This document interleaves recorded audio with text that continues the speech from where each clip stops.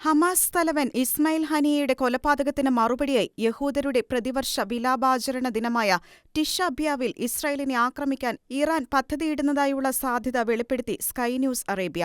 August 12-ന് ആരംഭിച്ച് August 13-ന് അവസാനിക്കുന്ന ടിഷ ബിയാവ് വിലാപ ആചരണം യഹൂദ കലണ്ടറിലെ തന്നെ ഏറ്റവും ദുഃഖകരമായ സംഭവങ്ങളുടെ അനുസ്മരണ ദിനമാണ്. ബാബിലോണിയൻ സാമ്രാജ്യകാലത്ത് യഹൂദരുടെ ഒന്നാം ദേവാലയവും റോമൻ സാമ്രാജ്യകാലത്ത് രണ്ടാം ദേവാലയവും നശിപ്പിക്കപ്പെട്ടതിന്റെ കൈപ്പേറിയ ഓർമ്മകളിൽ യഹൂദർ അന്നേ ദിനം കഠിനമായ ഉപവാസം അനുഷ്ഠിക്കുന്ന ദിനമാണ്. പാശ്ചാത്യ രഹസ്യാന്വേഷണ വൃത്തങ്ങൾ വെളിപ്പെടുത്തിയ സാധ്യതകളുടെ അടിസ്ഥാനത്തിലാണ് പ്രസ്തുത ദിനത്തിൽ ഇറാൻ ഇസ്രായേലിനെ ആക്രമിക്കാനായി പദ്ധതികൾ തയ്യാറാക്കുന്നതായി സ്കൈ ന്യൂസ് അറേബ്യ റിപ്പോർട്ട് പുറത്തുവിട്ടിരിക്കുന്നത്.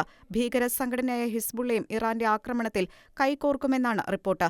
യഹൂദർ പ്രാർത്ഥനയ്ക്കായി പ്രത്യേകം നീക്കിവെക്കുന്ന ദിനങ്ങളിൽ ആക്രമണങ്ങൾ കേന്ദ്രീകരിക്കുന്നത് ഇസ്രായേലിന്റെ ശത്രുക്കളുടെ ഒരു പതിവ് രീതിയാണ്. 2023 ഒക്ടോബർ 7-ന് സിംചത്ത് തോറയിലും 1973-ലെ യോം കിപ്പൂർ യുദ്ധത്തിലും സംഭവിച്ചതുപോലെ യഹൂദർ യുദ്ധത്തിന് സജ്ജരല്ലാത്ത സാഹചര്യങ്ങൾ മുതലെടുക്കുന്ന ഭീരുത്വ ചരിത്രം ആവർത്തിക്കാനാണ് ഇക്കുറിയും പദ്ധതി എന്നാണ് സൂചന.